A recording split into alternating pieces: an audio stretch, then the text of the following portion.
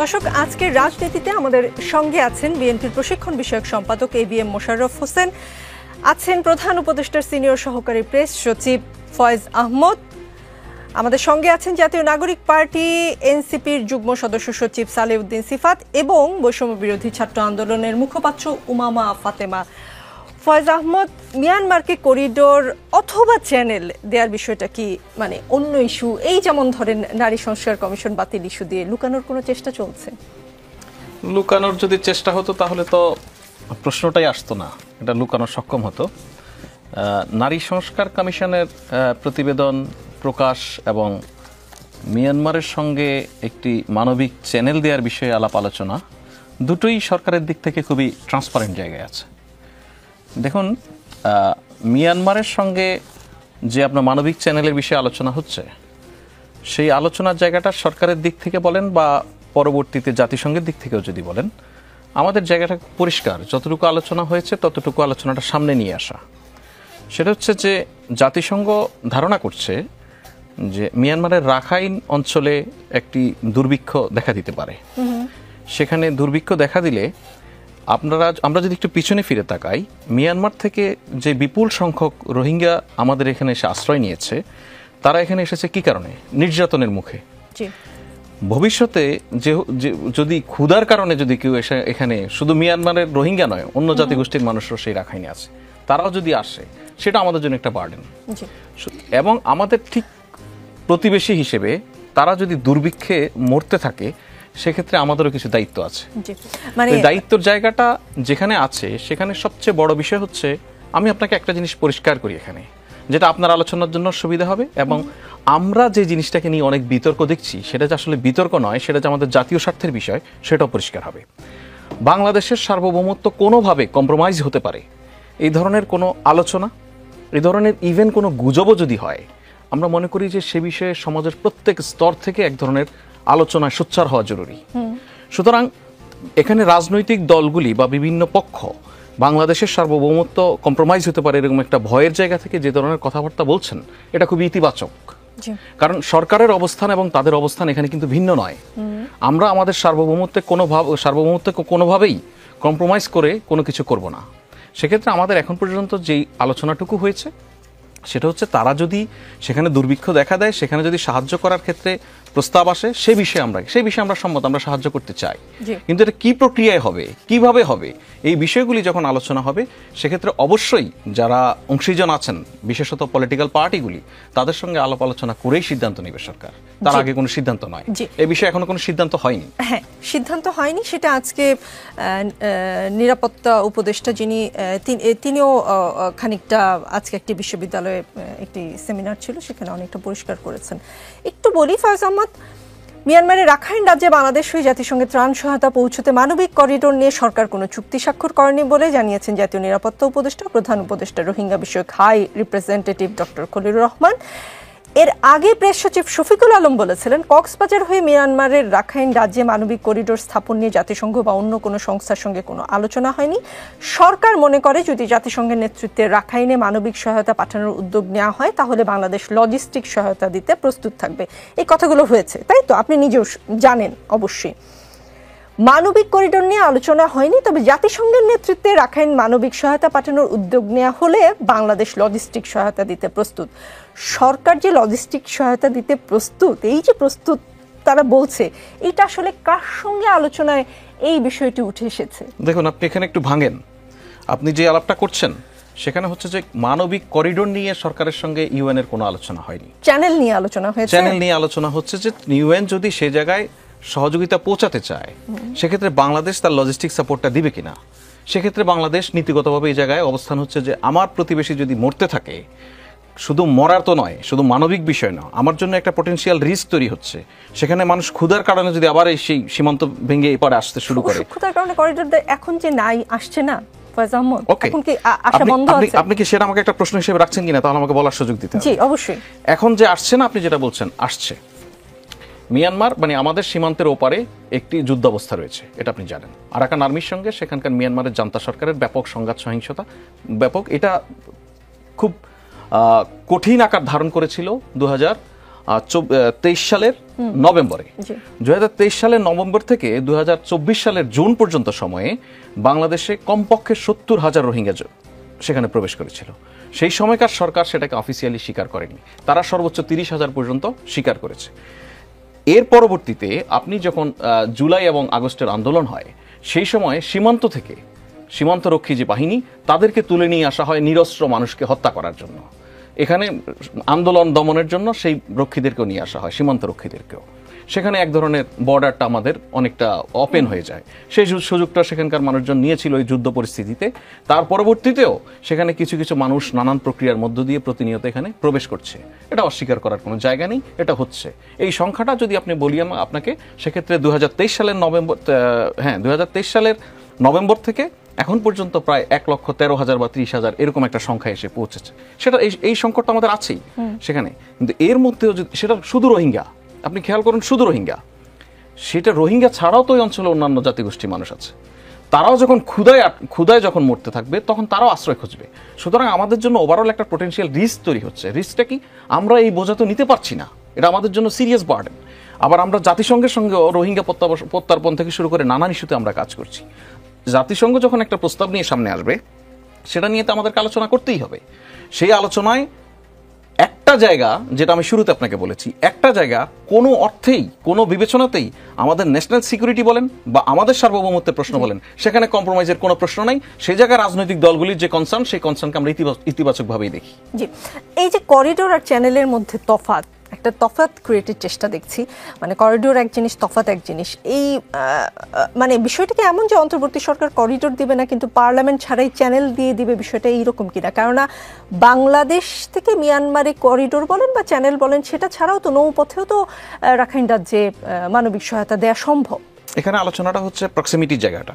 প্রক্সিমিটির জায়গা আপনি যদি বিবেচনা করেন, তাহলে আমাদের সবচেয়ে ভূখণ্ড দিয়ে যদি আমরা বিবেচনা, আমাদের সবচেয়ে কাছে এখন যে সময়টা ফেমিন এখানে হওয়ার সম্ভাবনা আছে, সেই সময় সবচেয়ে বড় প্রশ্ন কি? সবচেয়ে বড় প্রশ্ন হচ্ছে এখানে মিয়ানমারের যে অফিসিয়াল সরকার আছে, সেখানে এই প্রাতিষ্ঠানিক সরকারের সম্মত হতে হবে এবং বাংলাদেশ সম্মত হতে হবে, তারপরেই কিন্তু এই আলোচনাটা আসবে আমরা সেখানে যাবে কি যাবে না।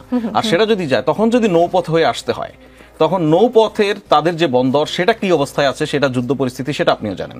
সুতরাং আমাদের এখানে একটা জিনিস, এটা নিয়ে অনেক আলোচনা হওয়া দরকার, হতে পারে, হচ্ছে। এই কনসার্নটা খুব ইতিবাচক, কারণ আপনি সরকার যে জায়গাটায় কাজ করছে, সরকার মনে করছে যে এখন পর্যন্ত আমাদের আলোচনার যে পরিসর এটা নিয়ে, সেই পরিসরে বৃহৎ আলাপের কোনো জায়গা নেই, কারণ আমরা এখনো কনক্রিট কোনো প্রস্তাব পাইনি কিভাবে করতে চায়, সেখানে যদি মানবিক সহায়তা পৌঁছায়, সেই সহযোগিতা কার মাধ্যমে তারা দিবে, তারা ইউএন কি মিয়ানমার সরকারকে সম্মত করতে পেরেছে কিনা, এই বিষয়গুলি আলোচনা হওয়ার পরেই কিন্তু মূল আলোচনা করতে হবে। আমি কোনো আসলে যুক্তি দেখাতে পারবো না, কিন্তু হাওয়ায় একটা কথা ভাসে যে এই সরকার যদি কোনোভাবে একটা করিডোর দেয়, সেটা তো আসলে রাখাইন আর্মির সাথে একটা মিউচুয়াল আন্ডারস্ট্যান্ডিং এ করিডোরটা দেওয়া হবে। কারণ মিয়ানমার গভর্নমেন্ট খুব স্বাভাবিকভাবে এই করিডোরের পক্ষে কখনোই থাকার কথা না। রাখাইন আরাকান আর্মির সঙ্গে যদি এই সরকারের কোনো একটা সমঝোতা হয় এবং মিয়ানমার যদি এই সরকারের বিরুদ্ধে গিয়ে এই করিডোর পথে কোনো একটা সমস্যার সৃষ্টি হয়, তাহলে এই সরকারের আরো অনেক দিন থাকার একটা সুযোগ আছে। আনন্দের ব্যাপার। জি জি, দেখুন, কাজটা করবে কে? জাতিসংঘ। আপনাকে একদম বেসিকটা বুঝতে হবে যে জাতিসংঘ কোনো আনঅফিসিয়াল অথরিটির সঙ্গে কাজ করে না।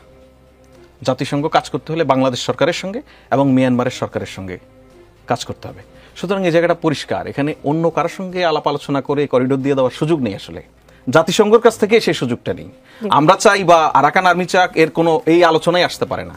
নন স্টেট কোনো পার্টির সঙ্গে জাতিসংঘ কাজ করে না, এই সুযোগ নেই। কিন্তু নিরাপত্তা উপদেষ্টা খলিলুর রহমান আজকে বলেছেন যে প্রতিবেশী যেই হোক তার সাথে যোগাযোগ ও সম্পর্ক বজায় রাখা দরকার। এখন আমাদের প্রতিবেশী আরাকান আর্মিকে আমরা প্রতিবেশী ভাবা শুরু করেছি। আরাকান আর্মি আমাদের প্রতিবেশী মানে কি? আপনি দেখুন, মিয়ানমারের যে যুদ্ধ পরিস্থিতি, সেখানে অলমোস্ট আপনার 70 থেকে 90% অলরেডি আরাকান আর্মির দখলে। আর বিশেষ করে যে রাখাইন অঞ্চল নিয়ে কথাবার্তা হচ্ছে, সেই রাখাইন অঞ্চল কমপ্লিটলি আরাকান আর্মির দখলে। সেখানে আপনি আমার সীমান্তের জায়গা পাশেই ঠিক যারা এখন একটা যুদ্ধ পরিস্থিতির মধ্যে আছে, যারা সেখানে একটা প্রতিরোধ গড়ে তুলেছে তাদের অফিসিয়াল ফোর্সের বিরুদ্ধে, আমাদের যেমন তাদের অফিসিয়াল সরকারের সঙ্গে আনুষ্ঠানিক যোগাযোগ থাকবে, তেমনি ওই অঞ্চলে যারা এখন ডোমিনেট করছে তাদের আনুষ্ঠানিক আর অনানুষ্ঠানিক কোনো না কোনো ফর্মে এদের সঙ্গে আমাদের নিজেদের নিরাপত্তার স্বার্থে যোগাযোগটা রাখতে হবে। জি, আমি বরঞ্চ ABM মোশাররফ হোসেন আপনার কাছ থেকে আরেকটু জানতে বুঝতে চাই। নিরাপত্তা উপদেষ্টা খলিলুর রহমান আজকে বলেছেন মানবিক করিডোরের নামে যুক্তরাষ্ট্রের হয়ে মিয়ানমারের সঙ্গে কোনো প্রক্সি ওয়ারে জড়াবে না বাংলাদেশ, বরং এই নিয়ে যা প্রচার হচ্ছে তার নিছকই অপতথ্য ও গুজব। বলেছেন প্রতিবেশী যেই হোক তার সাথে যোগাযোগ ও সম্পর্ক বজায় রাখা দরকার। এখন আমাদের প্রতিবেশী আরাকান আর্মি, তাই ওয়ার্কিং লেভেলে তাদের সাথে যোগাযোগ শুরু করেছি। ওয়ার্কিং লেভেলে আরাকান আর্মির সাথে যোগাযোগটা বিএনপি কোন চোখে দেখছে? না, ধন্যবাদ আপনাকে। না, এখানে একটা জিনিস দেখেন, এখানে আমি ফয়েজ সাহেবের বক্তব্য শুনছিলাম। আপনি দেখেন, হঠাৎ করে আমরা শুনলাম যে আমাদের পররাষ্ট্র উপদেষ্টা বললেন যে আমরা নীতিগতভাবে সিদ্ধান্ত নিয়েছি। এই নীতিগত সিদ্ধান্ত তারা কিভাবে নিলেন এটা কিন্তু আমরা জানি না, রাজনৈতিক দলগুলি জানে না, বাংলাদেশের জনগণ জানে না। সুতরাং বোঝা যাচ্ছে যে ভিতরে ভিতরে একটা আলোচনা দীর্ঘদিন ধরে চলছিল, যার একটি সর্বশেষ দীর্ঘদিন কি করে চলে? 8 মাস এই সরকারের বয়সে 8 মাসের মধ্যে এর মধ্যেই দেখেন জাতিসংঘের মহাসচিব এসেছে, অন্যান্য প্রতিনিধিরা এসেছে। সুতরাং একটা আলোচনা হয়তো চলছিল, যেটা জনগণকে এই আলোচনার সম্পূর্ণ বাইরে রেখেছিল এই অন্তর্বর্তীকালীন সরকার। আর এখানে তারা একটা মানবিক করিডোর দেবে। আপনি লক্ষ্য করবেন, যে কোনো করিডোর দেবেন আপনার সাধারণ মানুষের জন্য তো, কিন্তু এখানে কিন্তু যে দুইটা পক্ষ, ওখানে একটা হলো জান্তা সরকার আর একটা হলো আরাকান আর্মি। এবং টোটাল আমরা যতটুকু পত্রপত্রিকায় যে নিউজটা আমরা পাচ্ছি, সেখানে টোটাল মিয়ানমারের প্রায় 2/3 এখন আরাকান আর্মির দখলে। জান্তা সরকার শুধু রাজধানী, তাদের বিমানবন্দর এবং সমুদ্র বন্দর তাদের দখলে। এবং ইতিমধ্যে তারা যেই করেছে, এই যে আরাকান আর্মিকে কোণঠাসা করার জন্য তারা খাদ্য সরবরাহ বন্ধ করে দিয়েছে। এটা ঠিক আছে। তাহলে আমরা এই যে বাংলাদেশ গভর্নমেন্ট, আপনি তো একটা বৈধ গভর্নমেন্ট, এই গভর্নমেন্টটা তো আপনাকে বৈধ অথরিটির সাথে আমরা আলোচনা করতে হবে। কিন্তু আরাকান আর্মি তো কোনো স্বীকৃত কোনো সংস্থা না, স্বীকৃত। আপনি অলরেডি আমাদের যেই এখানে যেই প্রায় 12-14 লাখ আমরা যা বলি, এদেরকে যদি আমরা প্রত্যাবাসন করতে হলে তাহলে কিন্তু আপনি লিগ্যাল চ্যানেল আলোচনা করতে হবে। আর লিগ্যাল বডিকে, সেটা হলো কিন্তু জান্তা সরকার। অথচ আমরা দেখলাম সরকার আলোচনা করছে এই যে আরাকান আর্মির সাথে, যার হয়তো আমরা জানি না, আমি জানি না এটার সাথে এটার কোনো কোরিলেশন আছে কিনা। আপনি দেখেন ইতিমধ্যে আমরা পত্র এবং উপদেষ্টা মানে 2-1 স্বীকার করেছেন যে আরাকান আর্মির উচ্চপদস্থ 3-4 কর্মকর্তা বাংলাদেশ সফর করে গেছেন। তো এই ঘটনা তো নিশ্চয়ই যারা বৈধ গভর্নমেন্ট মানে জান্তা সরকার, তাদের মধ্যে একটা রিয়াকশন হতে পারে, যার জন্য আমরা কিন্তু এই নিউজ পত্রপত্রিকা আসার পরে আমরা দেখলাম সীমান্তে আরো 1,05,000 লোককে জড়ো করা হচ্ছে, তাদেরকে বাংলাদেশে পুশিং করবে। সুতরাং আমার মনে হয় এটা খুব একটা সুবিবেচনা স্বরূপ কোনো সিদ্ধান্ত গ্রহণ করা হয়নি। আর এখানে একটা জিও পলিটিক্যাল একটা গেম কিন্তু এখানে আছে, আর যেটা আমরা নানা ক্ষেত্রে শুনি। কারণ এখানে আপনি দেখেন মিয়ানমারটা টোটাল এখন আমরা যতটুকু বুঝতে পারছি সেটা কন্ট্রোল করছে চায়না সরকার। সেখানে পশ্চিমা আমেরিকা বলেন, ইউরোপিয়ান ইউনিয়ন বলেন, তাদের কিন্তু এখানে কোনো অংশীদারত্ব নেই। তারা এখানে একটা শেয়ার নিতে চায়, এবং যার কারণে তারা আরাকান আর্মিকে কিন্তু তারা সকল দিক দিয়ে সহায়তা করছে। আপনি যে মানবিক করিডোর দেবেন, এই করিডোর দিয়ে যে সহায়তা তাদেরকে দেবেন, এটা কার কাছে যাবে? নাগরিকদের কাছে না আরাকান আর্মিদের কাছে? এটাও একটা বিরাট প্রশ্ন। অন্যদিকে আরেকটা দেবেন, এই অঞ্চলটা কিন্তু বিদ্রোহ এবং মাদক যারা নিয়ন্ত্রণ করে তাদের একটা ব্যাপক প্রভাব কিন্তু এখানে আছে। তাই সুতরাং আপনি বাংলাদেশটাকে আমরা কিন্তু ঝুঁকির মধ্যে ফেলে দিচ্ছি। তাদের ইন্টারনাল যদি কনফ্লিক্ট শুরু হয়, তাহলে কিন্তু বিরাট একটা অংশ বাংলাদেশে আসবে। আর আরেকটা সবচেয়ে বড় আমাদের জন্য চ্যালেঞ্জ হলো এই আরাকান আর্মি যারা, আপনি মিয়ানমারের জান্তার সাথে আলোচনা করে তারা স্বীকার করে যে তা এখানে এসেছে বা তারা নিতে চায়। কখনো আমরা শুনলাম যে খলিলুর রহমান সাহেব বলছে 1,80,000 টাকা। কিসের ভিত্তিতে উনি বলেছে আমরা জানি না, আর কোন কর্তৃপক্ষের সাথে তারা আলোচনা করেছে তাও আমরা জানি না। আপনি আরাকান আর্মিকে আমরা যতটুকু তথ্য উপাত্ত জেনেছি, এই আরাকান আর্মি কোনোভাবে রোহিঙ্গাদেরকে টলারেট করতে পারছে না, তারা কিন্তু স্বীকার করছে না। তারা বরং বলছে এটা বাংলাদেশের লোক, বাংলা ভাষাভাষী কথা বলে, সুতরাং বাংলাদেশে এদেরকে পাঠাতে হবে।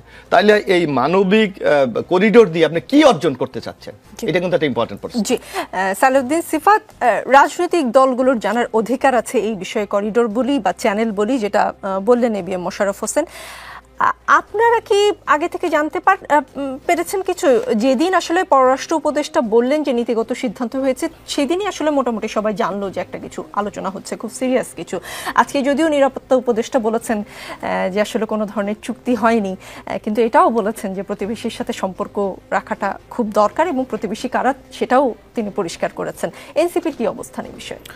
জি, প্রথমত অন্য অন্য রাজনৈতিক দলগুলো যেদিন জেনেছে আমরা সেদিনই জেনেছি, এবং পরবর্তীতে আমরা অবশ্যই এটা একটা কনফ্লিক্টিং অপিনিয়নও দেখেছি। কারণ যেদিনেই এই উপদেষ্টা সাহেব এই কথাটা বলেছেন, সেদিন আবার আমরা দেখেছি যে প্রধান উপদেষ্টার প্রেস সচিব জনাব শফিকুল আলম তিনি আবার প্রায় ভিন্নধর্মী একটা কথা তিনি লিখেছেন ফেসবুকে, সোশ্যাল মিডিয়াতে। ফলে অ্যাট দ্য সেম টাইম এটা প্রুফ করে যে সরকারের মধ্যে মানে এই সরকারের যে গতি প্রকৃতি সেটা কেমন আসলে, এবং এই সরকারের প্রকৃতিটা যে একদম দলীয় সরকারের মতো অবস্থান এরকম তো না, বরং এই সরকারের মধ্যে দেখা যাচ্ছে যে ভাগ ভাগ আছে, পাওয়ার সেন্টার্স আছে। এটাও কিন্তু এই ঘটনা দিয়ে আরেকবার প্রমাণিত হলো। আর যেটা বিএনপি সহ অন্যান্য রাজনৈতিক দলগুলোর যে অবস্থান, সেই অবস্থানের সাথে আমাদের এই জায়গায় ঐক্যমত্য আছে। অবশ্যই এই ধরনের যেখানে জাতীয় নিরাপত্তার প্রশ্নটি জড়িত, বিশেষত এখন মায়ানমারে একটা পরিবর্তিত বাস্তবতা আছে। কারণ পরিবর্তিত বাস্তবতায় আমাদেরকেও নতুন করে চিন্তা করতে হবে, আমাদের জাতীয় নিরাপত্তার প্রশ্নটি নতুন করে ভাবতে হবে। But at the same time humanitarian যে কস্টটা আছে সেটাও আমাদের দেখতে হবে, যেহেতু আমাদের এখানে অলরেডি প্রায় অনেক রোহিঙ্গা রেফিউজি আশ্রয় গ্রহণ করেছে। তো ভবিষ্যতেও ধরে এই ধরনের ক্রাইসিস আসতে পারে কিনা এই দিকটাও চিন্তা করতে হবে, এবং এটাও কিন্তু আসলে জাতীয় নিরাপত্তার প্রশ্নের সাথে এবং প্রসঙ্গের সাথে জড়িত। তো এই দিকগুলোকে চিন্তা করে একটা পলিটিক্যাল কাউন্সিল হতে পারে রাজনৈতিক দলগুলোর ঐক্যমতের ভিত্তিতে, সেই পলিটিক্যাল কাউন্সিলের ভিত্তিতে এই সিদ্ধান্ত নেওয়া উচিত বলে আমরা মনে করি। নিশ্চয়ই এটা নিয়ে কথা বলবেন, আসবো আপনার কাছে। তার আগে উমামা ফাতেমা দুটি বিষয়ে আসলে দৃষ্টি আকর্ষণ করতে চাচ্ছি। প্রথম কথা হচ্ছে রাখাইনে মানবিক করিডোর নিয়ে যখন কথা হচ্ছে বেশ কয়েকদিন ধরে, আজকেই এটা প্রসঙ্গ টেনে জাতীয় নিরাপত্তা উপদেষ্টা ও প্রধান উপদেষ্টা রোহিঙ্গা বিষয়ক high representative doctor Khalil Rahman বলেছেন এটা মানবিক করিডোর নয়, তারা রাখাইনে মানবিক সহায়তা পৌঁছে দিচ্ছি চ্যানেলের বিষয়ে আলোচনা করেছেন। যদিও আমরা একটা সময় শুনেছিলাম যে এই বিষয়ে আলোচনা হয়েছে, হয়নি, এটা নিয়ে এক ধরনের পরিষ্কার না আসলে আমরা কি হচ্ছে। আর মানবিক করিডোর চ্যানেল এক নয়, এরকম কিছু হলে জাতিসংঘের তত্ত্বাবধানে তা পরিচালিত হওয়ার কথা, এর মাধ্যমে ত্রাণ ও খাদ্য যাবে, অন্য কিছু যাবে না বলে তিনি আবারও এনশিওর করেছেন। এটা নিয়ে অবশ্যই বৈষম্য বিরোধী ছাত্র আন্দোলন যেহেতু জুলাই গণ অভ্যুত্থানের নেতৃত্ব দিয়েছে, তাদের মতামত জানাটা খুব জরুরি। একই সঙ্গে জানতে চাই, আপনি বলেছেন নারী কমিশনের রিপোর্ট বাতিল হলে অন্যগুলোও বাতিলযোগ্য, কেন এমন মনে করেন সেটাও জানতে চাই। আচ্ছা, প্রথমে যেহেতু মায়ানমারকে যে একটা মানবিক করিডোরের যে কোশ্চেনটা আসছে, বৈষম্যবিরোধী ছাত্র আন্দোলনের এখনো পর্যন্ত যেহেতু নতুন কোনো কমিটি রিফর্মেশন হয় নাই, তো এই বিষয়ে কোনো ইউনিফাইড সিদ্ধান্ত আমাদের পক্ষ থেকে আসে নাই। তবে যেহেতু অন্যান্যরা এই বিষয়ে কথা বলেছেন, আমার একটা অবজারভেশন পার্সোনাল জায়গা থেকে হয়তো আমার বলে রাখার সুযোগ আছে যে এখানে সরকারের পক্ষ থেকে কিন্তু বিভিন্ন সময় কনফ্লিক্টিং স্টেটমেন্ট দেওয়া হয়েছে। যতবার তাদের উপর চাপ বেড়েছে তখন কিন্তু তাদের স্টেটমেন্ট চেঞ্জ হয়ে যাচ্ছিল। তো এটা আসলে জনগণের সাথে বা রাজনৈতিক দলগুলোর সাথেও কিন্তু একটা যে অন্তর্বর্তীকালীন সরকার, তাদের যে একটা বিশ্বাসের সম্পর্ক থাকার কথা, সেটা কিন্তু অনেকখানি কোয়েশ্চেনেবল করে তোলে। তো এই জায়গায় দেখা যাচ্ছে সবার পক্ষ থেকে একটা কোয়েশ্চেন। আমি রিসেন্টলি একটা প্রোগ্রাম দেখছিলাম, সেখানে আমার ডক্টর জাহিদুর রহমান, ওনার একটা কথাগুলো আমার ভালো লেগেছিল, যে উনি খুব সুন্দর করে বলেছেন যে এখানে করিডোর হলে তো শুধুমাত্র খাদ্য আর এইডের মধ্যে তো আর সীমাবদ্ধ থাকে না, এবং করিডোরকে কেন্দ্র করে তো পৃথিবীতে অনেক অনেক ধরনের জিও পলিটিক্স চলে।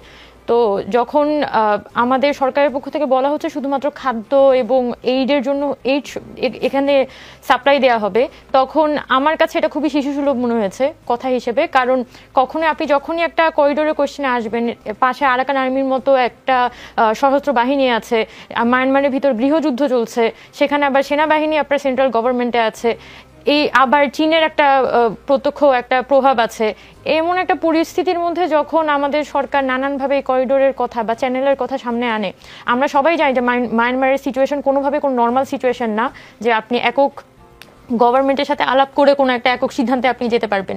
তবে এখানে আরাকান আর্মি তো এখনো পর্যন্ত কোনো লিগালাইজড গভর্নমেন্ট না, তাদের সাথে কথা হলে হয়তো বিহাইন্ড দ্য সিন হয়তো কোনো কথা হতে পারে। বাট আর মায়ানমারের যারা জান্তা সরকার, তাদের সাথে একটা প্রপার আলাপ আলোচনা ছাড়া এবং আমাদের দেশের মধ্যেও একটা প্রপার কনসেনসাস তৈরি করা ছাড়া যদি গভর্নমেন্ট কোনো ধরনের সিদ্ধান্ত নেয়, তাহলে স্বাভাবিকভাবে দেশের জনগণ, রাজনৈতিক দল সবার সাথে কিন্তু তাদের একটা দূরত্ব তৈরি হবে।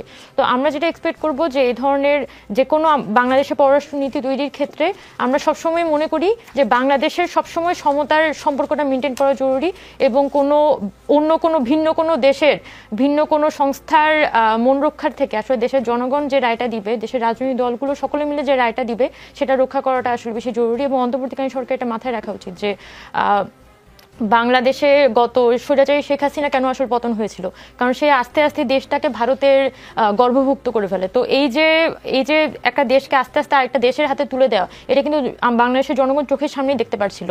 এবং আমরা কিন্তু অভ্যুত্থানটা করেছি একটা আত্মমর্যাদার জন্য, আমরা বাংলাদেশ নিজের মাথা তুলে দাঁড়াতে চাই। তো সেই জায়গা থেকে যে কোনো পররাষ্ট্রনীতি তৈরির ক্ষেত্রে বাংলাদেশের জনগণের কিন্তু সবসময় এটা একটা নজর থাকে যে বাংলাদেশ আসলে কি করছে। তো আমরা এক্সপেক্ট করবো যে সরকারও সেক্ষেত্রে অনেক একটা এমনভাবে আসলে তাদের চুক্তিগুলো করবে বা এমনভাবে হচ্ছে তারা অ্যাপ্রোচটা করবে যাতে গভর্নমেন্ট হিসেবে আমরা বা দেশ হিসেবে আমরা আসলে কোনোভাবে অমর্যাদার শিকার না হই এবং ভবিষ্যতে কোনোভাবে ব্যবহার হওয়ার পরিস্থিতি না হয়। এটাই। আর যেটা হচ্ছে নারী সংস্কার কমিশনের বিষয়টা বলছিলেন, এটা অনেক দীর্ঘ আলাপ সত্যি বলতে, যে নারী সংস্কার কমিশনের রিসেন্টলি যে রিপোর্টটা দিয়েছিল গত মার্চ মাসে, রিপোর্টটা দেওয়ার আগে কিন্তু অলরেডি 9টা সংস্কার কমিশনের রিপোর্ট দেওয়া হয়ে গেছিল। এবং আপনি যদি রিপোর্টগুলো একটু চেক করে দেখেন, সবগুলো সংস্কার কমিশনেরই কিন্তু কিছু স্বল্পমেয়াদী সংস্কারের কথা বলা হয়েছে, কিছু দীর্ঘমেয়াদী সংস্কারের কথা বলা হয়েছে। তবে মোটা দাগে আমাদের কাছে যেটা চিহ্নিত হয়েছে, বিভিন্ন সময় যেহেতু আমাদের প্রোগ্রাম অ্যাটেন্ড করার সুযোগ হয়, আমাদের কাছে যেটা বুঝতে পেরেছি সেটা হচ্ছে সরকারের একটা দৃষ্টিভঙ্গি হচ্ছে সবকিছু তো আমরা একদিনে আসলে করতে পারবো না। তো কোনো সংস্কার হয়তো ইমিডিয়েটলি আমরা করতে পারবো 6 মাসের মধ্যে, কোনো সংস্কার হয়তো আমরা 5 বছর, কোনো সংস্কার 15 বছরে থাকবে। বাট এই সংস্কার প্রস্তাবনাগুলো, এই যে কমিশনের রিপোর্ট, সেগুলো কিন্তু ভবিষ্যতে পলিসি ডায়ালগের জন্য, ভবিষ্যতে বাংলাদেশের পলিসি আসলে কি হবে রাষ্ট্র হিসেবে, সেটার উপর একটা বড় ধরনের প্রভাব বিস্তার করবে। সেই জায়গা থেকেই কিন্তু আমরা দেখেছি সকল সংস্কার কমিশনের যে রিপোর্টগুলো, সেগুলো অনেক বেশি ফারফেচড। আমি নির্বাচন সংস্কার কমিশন বলি, আমি যদি হচ্ছে যে জনপ্রশাসন বলি, বা আমি যদি হচ্ছে যে রিসেন্ট নারী সংস্কার কমিশন বলি, সবগুলোর রিপোর্টই কিন্তু আপনি যদি একটু পড়ে দেখেন, আমার কাছে মনে হয়েছে এটা অনেক বেশি ফারফেচড। আমি স্থানীয় সরকারের রিপোর্টটা পড়ে দেখেছি, আমার কাছে খুবই ফারফেচড মনে হচ্ছে। এখন এগুলো বাস্তবায়ন করা সম্ভব না, কারণ দেশ ওই পরিস্থিতিতে পৌঁছায় নেই। নারী সংস্কার কমিশনের ক্ষেত্রেও আমার মন্তব্য যে অনেকগুলা সংস্কার এখনো পর্যন্ত, এখনই যে দেশের মধ্যে সম্ভব, এটা আসলে সংস্কার কমিশনের যারা অন্তর্ভুক্ত আছেন তারাও আসলে মনে করেন না। কিন্তু তারা দীর্ঘমেয়াদী আসলে সংস্কারের কাতারে, এই নারী অধিকার নিশ্চিত করার জন্য দীর্ঘমেয়াদী সংস্কারের কাতারে আসলে এই প্রস্তাবনাগুলোকে ফেলতে চান।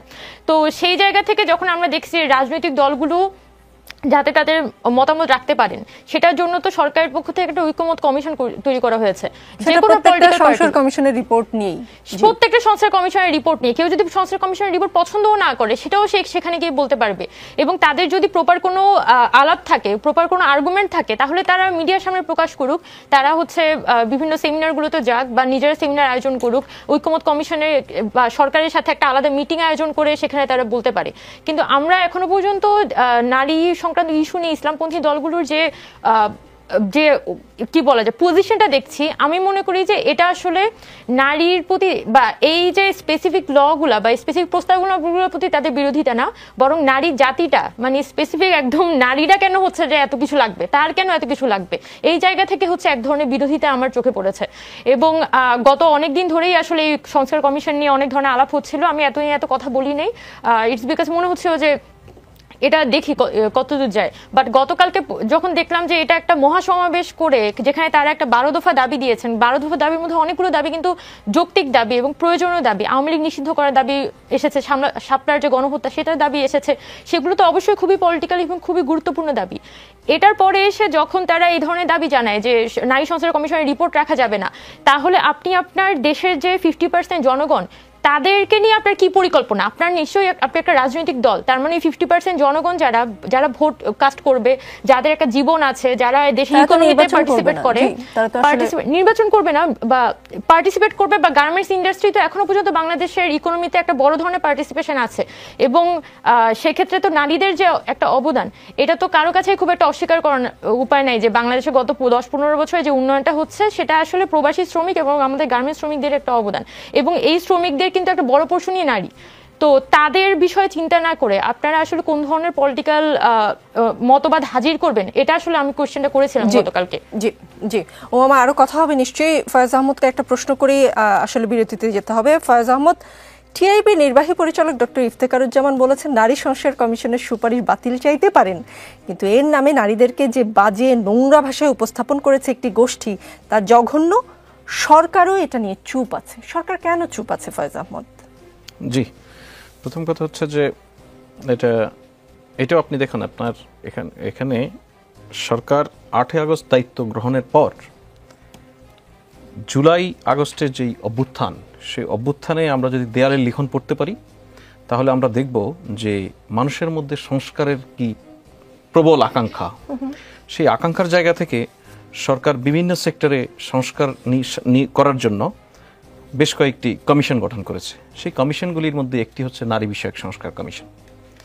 সেই নারী বিষয়ক সংস্কার কমিশনের যেই গঠন, সেখানে যারা ছিলেন, সরকারের ওখানে অন্তর্ভুক্তির জায়গা শুধু এতটুকুই, সরকার কমিশনটা গঠন করে এবং এই কমিশনকে অফিসিয়ালি অ্যাসিস্ট করার জন্য সরকারের সংশ্লিষ্ট মন্ত্রণালয় থেকে একজন কর্মকর্তা তাদেরকে দাপ্তরিক সহযোগিতা করে। এর বাহিরে এই কমিশনগুলি সম্পূর্ণ স্বাধীনভাবে তাদের কার্যক্রম পরিচালনা করে। তারা তাদের যেই রিকমেন্ডেশন সেগুলি সরকারের কাছে জমা দেয় এবং সরকার ধরেই নিয়েছে যে এই সমস্ত রিকমেন্ডেশন আসার পর নানান ধরনের তর্ক বিতর্ক, পক্ষে বিপক্ষে মতামত থাকবে। সেজন্যই কিন্তু একটা জাতীয় মতৈক্য কমিশন গঠন করা। নোংরা ভাষায় মন্তব্য করা যাবে, তাই তো? সরকারের পরিকল্পনা এটাও ছিল। দেখুন, আমি শেষ করি। এখন এই মতৈক্য কমিশনটা গঠন করা, সেখানে যদি কোনো পার্টিকুলার পলিটিক্যাল পার্টি বলেন, কোনো গোষ্ঠীর বলেন যে কোনো দ্বিমত রয়েছে কোনো বিষয়ে, সেখানে গিয়ে তারা আলোচনা করতে পারে। কিন্তু আপনি এই রিপোর্টে তো এমন অনেকগুলি বিষয় এসেছে যা আমাদের সমাজে নারীর জন্য দীর্ঘদিন থেকে নানান মানুষের দাবি, সেই দাবিগুলিকে উপস্থাপন করতে হবে। তাদের সুনির্দিষ্ট দুই একটি বিষয় যদি আপত্তি থাকে সেটা নিয়ে ওই কমিশনে গিয়ে আলাপ করবে। সেটা না করে ওনারা যেটা করেছেন যে এক বৃহৎ সমাবেশের ডাক দিয়ে বসলেন, নারীর প্রতি এক ধরনের অবমাননা, নানান ধরনের বক্তব্য নিয়ে হাজির হলেন। এটা বাংলাদেশের মানুষ আসলে গ্রহণ করে না। সো সেই জায়গায় ওনারা এই কাজটা করে, আমি যদি এতটুকু বলি, ওনারা এই কাজটা করে ওনারা কি কোনো বিশেষ অর্জন করতে সক্ষম হয়েছেন? ওনারা সমালোচনার মধ্যে পড়েছেন।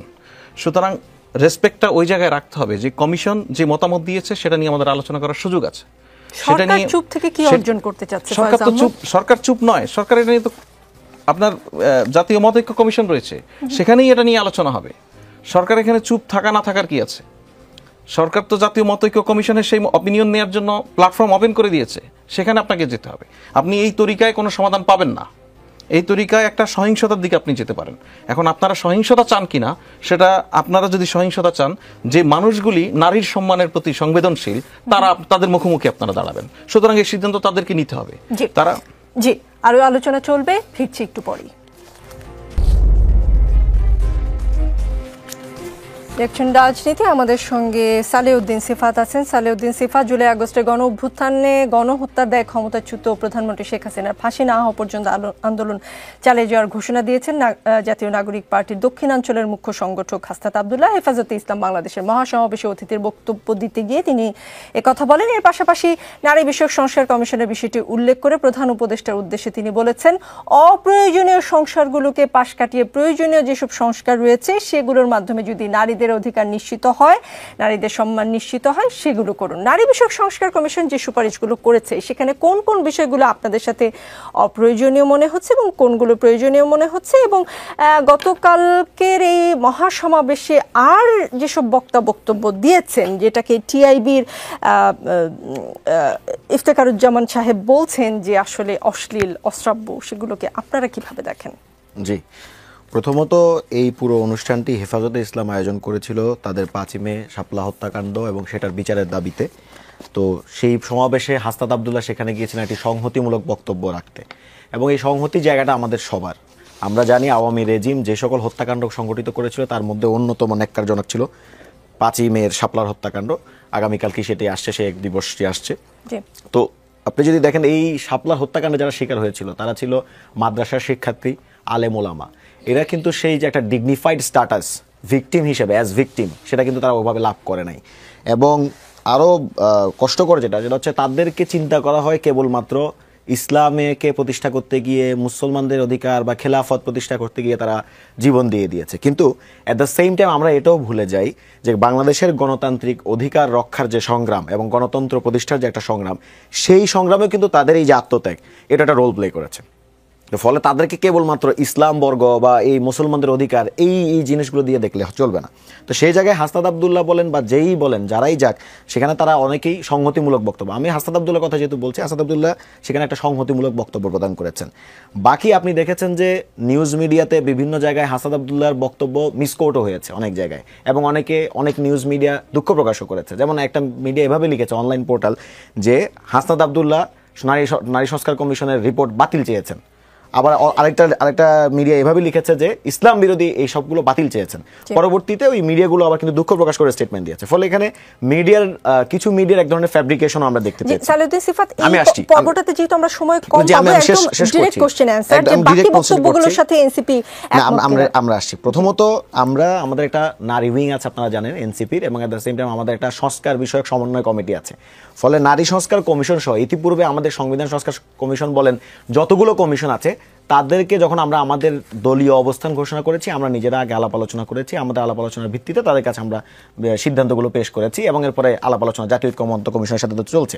তবে আমরা কিছু বিষয়ে আমার নিজের একটা ক্রিটিক আছে। সেই ক্রিটিকগুলো যদি আমি একটু পরিষ্কার করে বলতে চাই, সেটা হচ্ছে আমরা সামাজিক এবং ধর্মীয় মূল্যবোধের যে জায়গাটা, যেহেতু আমরা একটা সোসাইটিতে আছি এবং এখানে একটা ধর্মীয় একটা ব্যাপার আছে, এবং ইভেন নারী সংস্কার কমিশনের রিপোর্টও আপনি দেখবেন যে সেখানে মুসলমান, হিন্দু, খ্রিস্টান তাদের উত্তরাধিকারের অনেকগুলো বিষয় জড়িত।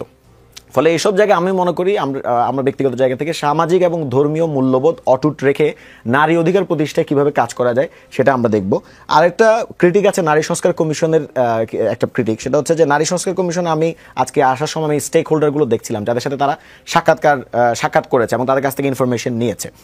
সেটা যদি কনক্লুসিভ কিনা আমি জানি না। ইফ দিস ইজ কনক্লুসিভ, এটা যদি কনক্লুসিভ হয়ে থাকে, সেক্ষেত্রে আমরা দেখতে পাই নাই এরকম কিছু যে যারা ইসলামী ফিকহ বা জুরিসপ্রুডেন্স নিয়ে পড়াশোনা করেছে এমন নারীও তো সোসাইটিতে আছে। বাংলাদেশে অসংখ্য মাদ্রাসার অনেক আপনি দেখবেন যে হাফেজা আছে, অনেক হচ্ছে মুফতি, ইফতা পাশ করেছে এরকম অনেক মহিলা আছে, দাওরা হাদিস ফারেক হয়েছে এরকম অনেক মহিলা আছে। তারপর আবার হিন্দু ধর্মাবলম্বী যারা আছে তাদের এই ধরনের ধর্মীয় শিক্ষায় শিক্ষিত হয়েছে, বা খ্রিস্টান যারা আছে, এইসব যারা অন্তর্ভুক্ত তাদেরকে অন্তর্ভুক্ত করার বা তাদেরকে ওইখানে সিদ্ধান্ত গ্রহণ প্রক্রিয়া তাদেরকে নেওয়া হয়েছে কিনা, যদি এটা থাকতো বেটার হতো। আরেকটা বিষয় আমি শেষ করতে চাই, আসলে এই প্রতিবাদগুলো আপনারা করেননি, রিপোর্ট প্রকাশ করে না, এটা তো আমরা কমিশন রিপোর্টের বলছি। আরেকটা বিষয় হচ্ছে বাতিলের কথা যেটা বলা হচ্ছে, যে একটা জিনিস হচ্ছে কি আপনার যারা বাতিল চাচ্ছে তারাও যে আবার নারীদের যে সমাজের অংশের প্রতিনিধিত্ব করছে, আমরা কিন্তু গতকাল সমাবেশে তাদেরও দেখতে পাইনি। এটা আবার তাদের বিরুদ্ধে আমার ক্রিটিক। তবে সবসময় একটা কথা মাথায় রাখতে হবে, আপনি বাতিল চান বা যাই বলেন, আপনি নারীর প্রতি যে ধরনের ডিমিনিং ল্যাঙ্গুয়েজ ইউজ করা হয়েছে, বিশেষত আমরা গতকালকে অনেক জায়গায় দেখেছি কিছু ব্যক্তি খুবই ডিমিনিং ল্যাঙ্গুয়েজের কথা বলেছে, এটার বিরুদ্ধে আমাদের সবসময় অবস্থান থাকবে, কারণ আমরা মানবিক মর্যাদাকে রক্ষা করতে চাই। মানবিক মর্যাদা হানিকর কোনো কিছুকে সমর্থন করার কোনো প্রশ্নই আসে না। জি, এবিএম মোশাররফ হোসেন, বেগম খালেদা জিয়া দেশে ফিরছেন, সাথে ফিরছেন জোবাইদা রহমান। দীর্ঘ 17 বছর পর ডাক্তার জোবাইদা দেশে ফেরা বিএনপির রাজনীতি বা দেশের রাজনীতিতে কি পরিবর্তন আসতে পারে? না দেখেন, বেগম খালেদা জিয়া বাংলাদেশে ফিরছেন আগামী 6 তারিখে, এটা আমাদের জন্য একটা স্বস্তির বিষয়। কারণ আপনারা জানেন যে স্বৈরাচারী শেখ হাসিনা গভর্নমেন্টের কাছে আমরা বারবার আবেদন জানিয়েছিলাম তার মানবিক কারণে তার চিকিৎসার জন্য, কিন্তু প্রতিশোধ এমন পর্যায়ে গিয়েছে তার চিকিৎসার ব্যবস্থা তারা করে নাই। তো যার জন্য এটা আমাদের জন্য সত্যি একটি স্বস্তির বিষয়। আর আপনারা আরেকটি জানেন যে আমাদের নেতা জনাব তারেক রহমান জুবাইদা রহমানের বিরুদ্ধে আওয়ামী লীগ মিথ্যা বানোয়াট মামলা দিয়ে তাদেরকে কিন্তু আদালতের মাধ্যমে, তাদের পরিচালিত আদালতের মাধ্যমে কিন্তু সাজাও দিয়েছিলেন। এই 5ই আগস্টের বিপ্লবের পর সেই মামলাগুলি আমরা আইনি মোকাবেলা করে তাদেরকে আমরা সেখান থেকে মুক্ত করেছি। সুতরাং তারা আসছেন, এটা আমাদের জন্য যেমন খুশির খবর। আর পাশাপাশি আরেকটা, জোবাইদা রহমান কিন্তু আমাদের রাজনীতির সাথে সম্পৃক্ত নন, উনি একেবারে রাজনীতির বাইরে আছেন।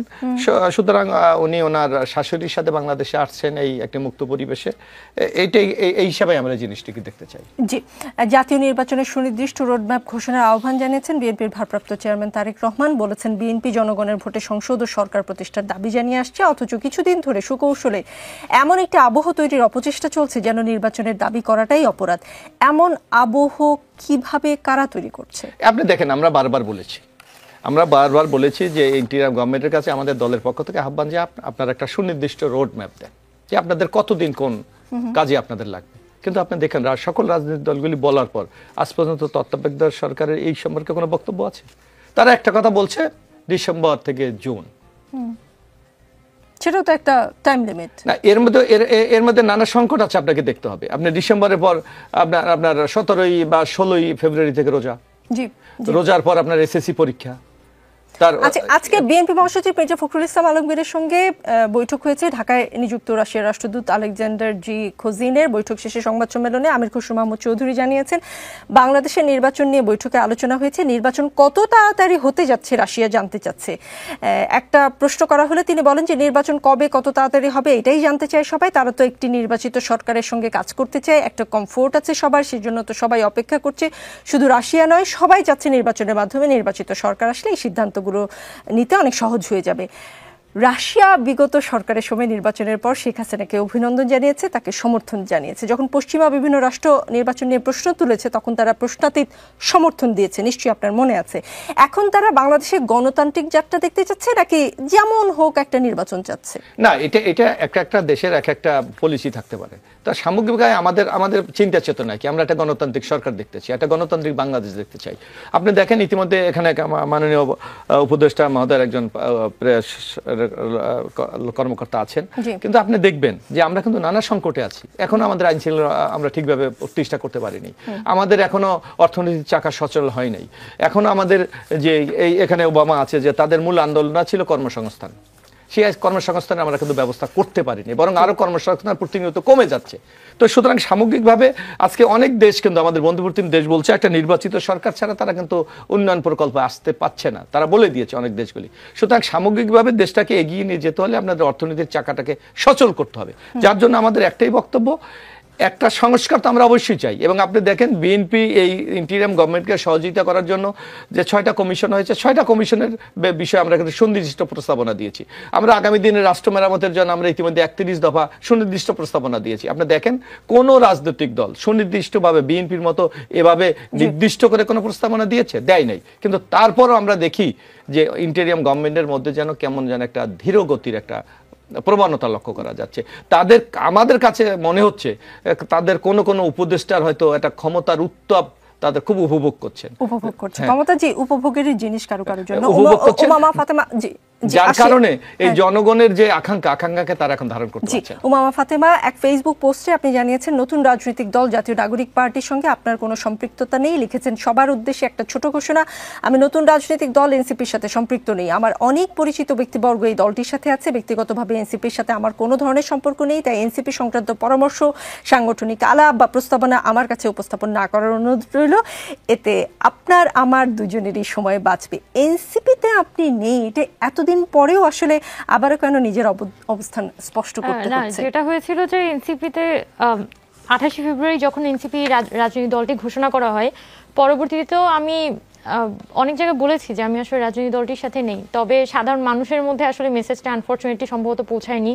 তো যেটা হচ্ছিল অনবরত আমাকে এই ধরনের সিচুয়েশন ফেস করতে হচ্ছিল যেখানে এনসিপি সংক্রান্ত পরামর্শ আমাকে দিচ্ছে বা আমায় কল করে এনসিপির কারোর সাথে দেখা করতে যাচ্ছে, বা যেটা হয় আর কি আমাকে দলের একটা অন্তর্ভুক্ত মানুষ হিসেবে। ছাত্র আন্দোলনেরই আসলে কি অবস্থা, মানে সংগঠনটির মূল যে ফেস তারা এনসিপিতে চলে যাওয়ার পর আপনি ছাড়া আসলে কাউকে সেরকম কি আমরা দেখি? মানে এটা একটা খুব গুরুত্বপূর্ণ কোশ্চেন আর কি, যেটা গত ফেব্রুয়ারি মাসে যখন এনসিপি রাজনৈতিক দলটি তৈরি হচ্ছিল তার 2-3 দিন আগে একটা ছাত্র সংগঠন তৈরি হয়েছিল, বাংলাদেশ গণতান্ত্রিক ছাত্র সংসদ। তখন গঠন হওয়ার আগেও কিন্তু আমরা বারবার বলছিলাম যে আমরা একটা মিটিং করে এই বিষয়ে আমরা সিদ্ধান্ত নিই। বাট তখন হয়তো যারা অংশীদার তাদের হয়তো ব্যস্ততার কারণে ওই সময় মিটিংটা সম্ভব হয়নি। এবং পরবর্তীকালে যখন মিটিং হয়, পরবর্তীতে যখন 2টা নাকি 3টা মিটিং হয়, তখন ওই মিটিংগুলোতে আসলে কেউই তেমন উপস্থিত থাকেনি। তো শেষ পর্যন্ত এখানে একটা কাউন্সিলের সিদ্ধান্ত হয়েছিল আমার যতটুকু জানা হয়, কিন্তু এই কাউন্সিলের সিদ্ধান্তের পরও এখনো পর্যন্ত এই কি বলবো সেটা আসলে কোনো অগ্রগতি নেই। তো এটা আমি এটা বলতে পারি এগুলো আসলে কোনো কিছু রাজনীতির বাইরে না, মানে কাকতালীয় ভাবে আসলে কিছুই ঘটে না।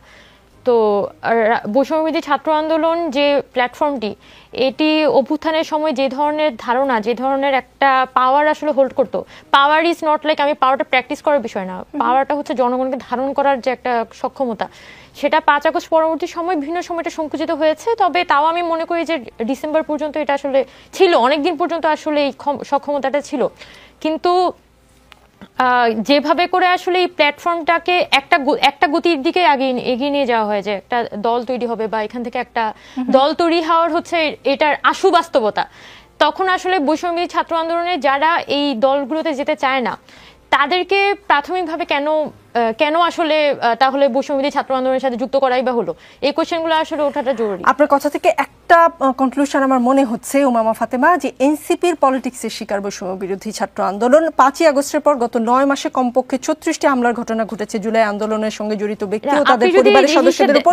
আমি আপনাকে প্রশ্ন করছি, এ নিয়ে press institute Bangladesh, PIB fact check media গবেষণা এবং বিশ্লেষণী উইং বাংলা ফ্যাক্ট পরিচালিত একটা গবেষণা এই তথ্যটা প্রকাশ করেছে। এবং এই যে হামলা, জুলাই আন্দোলনে সরকার ক্ষমতায় বসে আছে, আপনারা আছেন, বৈষম্য বিরোধী ছাত্র আন্দোলন আছে, এনসিপি আছে, তারপরে হামলাগুলো হচ্ছে কি করে? নাকি আপনাদের প্রায়োরিটি অন্য জায়গায় চলে গিয়েছে? এটা বিকজ সিনক্রোনাইজেশনটা নাই, আর এটা হচ্ছে একটা ইমব্যালেন্স আছে। ধরেন লাস্ট 2-2.5 মাসে যেভাবে করে হামলার সংখ্যা বেড়েছে, এটা কিন্তু আসলে এতদিন পর্যন্ত এরকম ছিল না। প্রথম ডিসেম্বর জানুয়ারি পর্যন্ত কিন্তু যারা আন্দোলন করেছে তারা অনেকখানি সিকিউর ছিল, বা পাবলিক স্পেস সোশ্যাল স্পেসে কিন্তু তারা সিকিউর ছিল। বাট আপনি যদি রমজানের পরবর্তী সিচুয়েশনগুলো দেখেন, আস্তে আস্তে কিন্তু যারা আন্দোলনের সাথে জড়িত তাদেরকেই নানান ধরনের ট্যাগ দিয়ে আস্তে আস্তে এখানে কিন্তু হামলা করা হচ্ছে বা তাদের উপর মামলা দেওয়া হচ্ছে। সরকারের পক্ষ থেকেও তো আমরা ওই ধরনের কোনো সাহায্য দেখছি না। তো আমার কাছে আমি যেটা এখানে বলতে চাই যে, যেহেতু এখান থেকে একটা রাজনৈতিক দল তৈরি হয়ে গেছে, রাজনৈতিক দল কিছু বলা মানেই কিন্তু এটা একটা পলিটিক্যাল ট্যাগ বা একটা পলিটিক্যাল স্টেটমেন্ট হিসেবে নেওয়া হয়। বৈষম্যবিরোধী ছাত্র আন্দোলন প্ল্যাটফর্মটা কিন্তু ওই প্লাওয়ারটা ছিল যে সে পলিটিক্যাল স্টেটমেন্টের বাইরে একটা জনগণের ভয়েস হিসেবে আসলে মাঠে প্রেজেন্ট থাকতে পারতো। যেহেতু ওই ভয়েসটা অনেকখানি দুর্বল হয়ে গেছে, সেটার সুযোগ নিয়ে কিন্তু আওয়ামী লীগ বলি বা অন্যান্য রাজনৈতিক শক্তি যারা চায় না যেখানে জনগণ কোনোভাবে আসলে পাওয়ারফুল হোক, তারা এই প্ল্যাটফর্মটার সাথে অ্যাফিলিয়েটেড যারা, তাদেরকে নতুন করে আসলে এখানে হামলা হচ্ছে বা ট্যাগিং করে নানান ধরনের পরিস্থিতি সৃষ্টি করা হচ্ছে। তবে আমাদের যেটা ভাবা উচিত, আমি এখনো পর্যন্ত বলবো যে বাংলাদেশ কিন্তু একটা ক্রান্তিকাল পার করছে। এই সিচুয়েশনটা আসলে বাংলাদেশের জন্ম থেকে এখনো পর্যন্ত কখনো হয়নি। এই পরিস্থিতিতে আসলে সবারই উচিত তার জায়গা থেকে যথেষ্ট পরিমাণে ওই বুঝটা থাকা, কিন্তু আমি মনে করি যে ওই বুঝটা জায়গাটায় অনেক জায়গায় অভাব দেখছেন আপনি। ফয়েজ আহমদ, তথ্য উপদেষ্টা মাহফুজ আলম আজকে বলেছেন সংসদ সদস্যদের প্রশ্ন করা যাবে, বিচার বিভাগের কর্মকর্তাদের প্রশ্ন করা যাবে, গোয়েন্দা সংস্থাকে প্রশ্ন করা যাবে, কিন্তু সাংবাদিকদের প্রশ্ন করা যাবে না। আমি এটা চাই না এই জিনিসটা থাকুক। ফয়েজ আহমদ, সরকার সাংবাদিকদের প্রশ্ন করতে চায়, খুব ভালো কথা, বা সাংবাদিকদেরও প্রশ্নের মুখোমুখি রাখতে চায়, খুব ভালো, কিন্তু প্রশ্ন করার কারণে সাংবাদিকের চাকরি চলে গেলে, গণমাধ্যম যখন মবের শিকার হয়, সরকার বিবৃতি এবং বক্তব্য ছাড়া আর কি করেছে সেটাও আমার সাংবাদিক মন একটু জানতে চায় আর কি। ওকে, আপনার এই প্রশ্নের জবাব দেওয়ার আগে আমি আপনার মানবিক চ্যানেল সংক্রান্ত আলোচনায় যে কয়েকটা বিষয় এসেছে, আপনাকে 1 মিনিটের বেশি আমি আসলে সময় দিতে পারবো না, চেষ্টা করবের মধ্যে শেষ করার। ভাই একটা বলেছিলেন যে জনগণের সঙ্গে আলোচনার বিষয়ে জনগণকে বাইরে রেখে আলোচনা করা হচ্ছে কিনা। আমাদের এখানে পলিটিক্যাল পার্টিগুলি দেখুন, সবসময় তারা বলে যে তারাই জনগণের মূল প্রতিনিধিত্ব করে। এই বিষয়টা নিয়ে সবচেয়ে বেশি কথা পলিটিক্যাল পার্টি বলছে, সেটা তাহলে জনগণেরকে বাইরে রেখে আলোচনার কোনো বিষয় এখানে নেই। পলিটিক্যাল পার্টিকে এই আলোচনার বাইরে রেখেছেন, সেটা এবিএম মোশাররফ হোসেন বলেছেন। ওই পর্যায়ে এখনো আসেনি, সেটা একটা বিষয়। আর একটা হচ্ছে প্রত্যার্পণ বিষয়ে লিগ্যাল চ্যানেলে আলোচনা করতে হবে বলেছেন। বিমস্টেকে যখন প্রত্যার্পণ বিষয়ে আলোচনাটা হয়েছে, তখন কিন্তু মিয়ানমারের জান্তা সরকারের সঙ্গে আলোচনা হয়েছে। জান্তা সরকারের ফরেন মিনিস্টার এবং ডেপুটি প্রাইম মিনিস্টার, তার সঙ্গে আলোচনা হয়েছে। আপনি যদি মনে রাখেন তাহলে দেখবেন যে একটা জয়েন্ট প্রেস কনফারেন্সের মধ্য দিয়ে তারা এই বিষয়টা বলেছে 1,80,000 ফেরত যাওয়ার উপযোগী, অর্থাৎ তারা যে যাচাই বাছাই প্রক্রিয়া শেষ করেছে সেখান থেকে এটা মানে মিয়ানমারের জান্তা সরকারের প্রতিনিধি বলেছেন। আরেকটা বিষয় যে আপনি বলছেন যে ওরা বাংলাদেশের লোক এই দাবি করে, ওই জায়গাতেই কিন্তু প্রথমবারের মতো এই জান্তা সরকারের লোকজন রোহিঙ্গাদেরকে রোহিঙ্গা বলে স্বীকৃতি দিয়েছে। সুতরাং এই জিনিসগুলি খেয়াল করতে হবে, এটা কোনো বিচ্ছিন্ন ঘটনা নয়। সুতরাং আপনি প্রত্যার্পণ বিষয়ে আলোচনা একরকম, আর তাদের ওখানে একটা মানবিক বিপর্যয় আসন্ন, সেই জায়গায় সহযোগিতার বিষয়টা অন্যরকম। সুতরাং এই দুইটা বিষয়ে গুলিয়ে ফেলার কোনো জায়গা নেই। আর আপনি যেটা বলছেন যে সাংবাদিকদের প্রশ্ন করা বা আরেকটা কমেন্ট একটু পড়ে শোনাই। দৈনিক মানবজমিনের প্রধান সম্পাদক মতিউর রহমান চৌধুরী আজকে বলেছেন যে দেশে প্রশ্ন করার জন্য সাংবাদিকের চাকরি যায়, সেই দেশে আমরা মুক্ত গণমাধ্যম দিবস পালন করছি। এর দায় সরকারকে দিব নাকি কাকে দিব জানি না। দেখেছেন উনি কনফিউজড। একই সঙ্গে আপনার প্রশ্নে এক ধরনের কনক্লুশন আছে। যেই 3 জন সাংবাদিকের চাকরি গিয়েছে, কেন চাকরিটা গিয়েছে? আপনারা কি কোনো জায়গায় কোনো একটা প্রতিষ্ঠান, একজন ব্যক্তি কোন বিষয়ে বলতে পেরেছেন যে আমি বলছি যে সরকার কি করেছে চাকরি যাওয়ার পর সেটা জানতে চাই। সরকার চাকরি যাওয়ার পর পরিষ্কার আমরা বলছি, আপনাদের টেলিভিশনে বলে গিয়েছি যদি যাদের চাকরি গিয়েছে, প্রাইভেট প্রতিষ্ঠান, আপনি চাকরি করলে আপনার চাকরিচ্যুতির ঘটনা ঘটতে পারে, কিন্তু সেক্ষেত্রে আপনাকে আপনার ন্যায্য পাওনা দেনা বুঝিয়ে দেওয়ার ব্যাপার আছে, লেবার ল অনুযায়ী ব্যাপার আছে। সেটা যদি ব্যত্যয় ঘটে, তারা যদি প্রতিকার চায়, সরকার অবশ্যই এই প্রতিকারের ব্যবস্থা করবে। এখানে কোনো ধরনের কোনো মানে যদি কিন্তুর ব্যাপার নাই।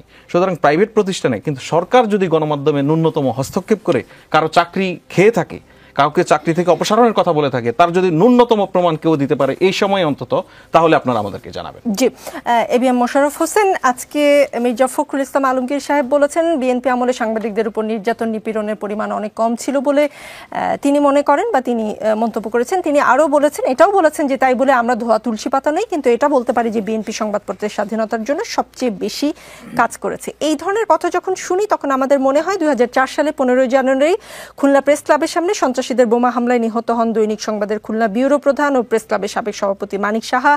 2004 সালে আব্দুল লতিফ পাপ্পু। 2004 সালে 27 জুন খুলনার দৈনিক জন্মভূমি সম্পাদক হুমায়ুন কবির বালু। মনে পড়ে দুর্জয় বাংলা নির্বাহী সম্পাদক দীপঙ্কর চক্রবর্তীর কথা, খুলনা প্রতিনিধি বেলাল হোসেনের কথা, মুক্তকণ্ঠের রিপোর্টার গোলাম মাহমুদের কথা। মনে পড়ে সমকালের ফরিদপুর ব্যুরো প্রতিনিধি গৌতম দাস খুন হন। এগুলো অবশ্য অনেকেই ভুলে যাননি, তাই না?